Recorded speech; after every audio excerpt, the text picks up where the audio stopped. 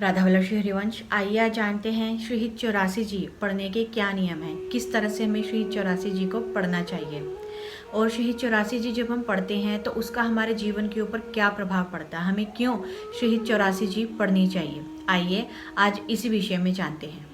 जब हम श्री राधा वल्लभ संप्रदाय में दीक्षा के लिए जाते हैं, जब हमें वहाँ पर नियम दिए जाते हैं, तब हमें वाणी पाठ दिया जाता है। वाणी पाठ में से एक ग्रंथ होता है श्रीहित 84 जी, जिसका हमें पाठ करने के लिए बोला जाता है। जब हम वहाँ से नियम लेते हैं तब हमें कुछ पद पढ़ने के लिए बोले जाते हैं, जैसे कि 5 पद। आगे जब हम नियम वो हमारे बढ़ा देते हैं तो फिर हमें उसमें 12 पद भी पढ़ने होते हैं, 22 पद भी पढ़ने होते हैं। तो इस तरह से हमारी जो पद पढ़ने की संख्या है वो बढ़ती चली जाती है जब हम वहाँ से नियम लेते हैं। लेकिन जब हमारी श्री राधा वल्लभ संप्रदाय में दीक्षा हो जाती है तब गुरुदेव भगवान जो हैं वो हमें नियम बताते हैं, जिसमें से पहला नियम यही होता है, ये 84 जी पूरा पढ़ने के लिए ही बोला जाता है। गुरुदेव भगवान कहते हैं कि अगर हमारे पास समय है तो हमें श्री 84 जी को पूरा ही पढ़ना है, पूरा ही श्री 84 जी का गायन करना है। अगर हमारे पास समय नहीं है तो हमें 12 पद तो अवश्य पढ़ने ही पढ़ने हैं अपने दिनचर्या में। 12 पद तो हमारे मतलब छूटने ही नहीं चाहिए। अपनी दिनचर्या में नियमों के साथ, अपनी माला के साथ हमें श्री 84 जी के 12 पद तो पढ़ने ही होते हैं। तो इसीलिए हम श्री 84 जी का गायन करते हैं। दूसरी बात यह है कि श्री 84 जी हमें अपने मन में नहीं पढ़नी है। पाठ कर रहे हैं, बैठे जैसे माला जप कर रहे हैं, अंदर ही अंदर पढ़ रहे हैं, ऐसा नहीं है। हमें श्री 84 जी पढ़कर सुनानी है अपने प्रियालाल को। प्रियालाल को हमें श्री 84 जी का गायन करके सुनाना है, हमें अंदर ही अंदर नहीं पढ़नी है श्री 84 जी। गुरुदेव भगवान कहते हैं जब हम श्री 84 जी के पद अपने प्रियालाल को पढ़कर सुनाते हैं तो प्रियालाल बहुत ही ज़्यादा खुश होते हैं, बहुत ही ज़्यादा प्रसन्न होते हैं, क्योंकि श्री 84 जी जो हैं उसमें हमारे प्रियालाल की जो लीलाएं हैं उसी का वर्णन किया गया है, उनके बारे में ही बताया गया है, उनके प्रेम के बारे में ही बताया गया है। तो जब हम श्री 84 के पद अपने प्रियालाल को सुनाते हैं तो हमारे प्रियालाल बहुत ही ज़्यादा प्रसन्न होते हैं।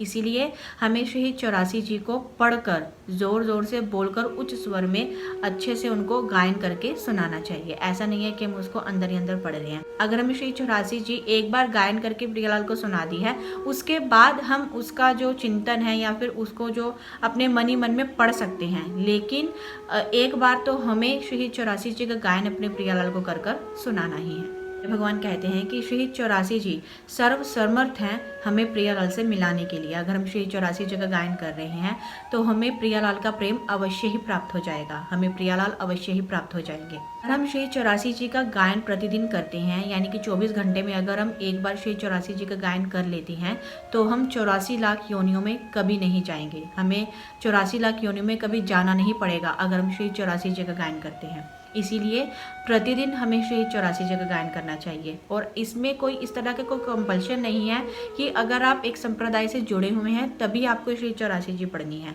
गुरुदेव भगवान कहते हैं कोई भी श्री 84 जी का गायन कर सकता है, कोई भी श्री 84 जी को पढ़ सकता है, अपने प्रियालाल को सुना सकता है। मान लीजिए आपने दीक्षा नहीं ली है लेकिन आपके पास प्रिया प्रीतम विराजमान है तो आप उनको श्री 84 जी का गायन करके अवश्य ही सुना सकते हैं। सभी वचन महापुरुषों के हैं। गुरुदेव भगवान कहते हैं उन महापुरुषों के वचन हैं ये जिन्होंने प्रियालाल को अपने अधीन किया हुआ है, जिनके अधीन है प्रियालाल, जिन्होंने प्रियालाल को प्राप्त कर लिया है। ये उनके वचन है कि अगर हम श्री 84 जी पढ़ते हैं तो हम प्रियालाल को अवश्य ही प्राप्त कर लेते हैं, हमें उनकी भक्ति, उनका प्रेम अवश्य ही मिल जाता है। गुरुदेव भगवान कहते हैं कि श्री 84 जी का अगर हम एक पद याद कर लेते हैं, अच्छी तरह से उसको याद कर लेते हैं और अपने मन ही मन में 100 बार 200 बार हम उसको पढ़ते हैं, अपने मन ही मन में एक ही पद को पढ़ रहे हैं, हम सारे पद याद करने की आवश्यकता नहीं है। तो ऐसा करने से हमारा जो हृदय है वो निर्मल होता चला जाता है, हमारे अंदर भागवतिक सद्गुण आने लगते हैं। इसलिए श्री 84 जी का गायन, उसका चिंतन हमें अवश्य करना चाहिए। कोई भी एक पद आप याद कर लीजिए, उसको अपने मन ही मन में गुनगुनाते रहिए, अपने मन ही मन में उसको गाते रहिए, तो इसका प्रभाव आपको अपने जीवन में अवश्य दिखेगा। श्री 84 जी की पद संख्या है 57, यानी कि 57। इस पद संख्या को प्रथम यथामति प्रणय, ये आपको स्क्रीन पर भी नज़र आ रहा होगा।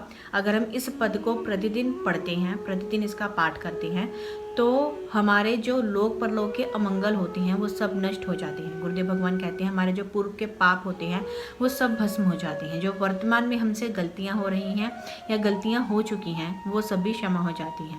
तो श्री 84 जी का ये जो पद है, अगर हम इसको प्रतिदिन पढ़ते हैं तो इसका प्रभाव भी हमें अपने जीवन में अवश्य ही दिखता है। ये 84 जी में मंगला के पद भी हैं और रास के पद भी हैं, यानी कि जो 84 पद हम जिनका गायन करते हैं उसमें जो मंगला के पद है वो अलग है और जो रास के पद है वो अलग है।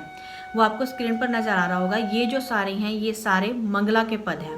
मंगला में कुल 17 पद हैं और रास के कुल 16 पद हैं।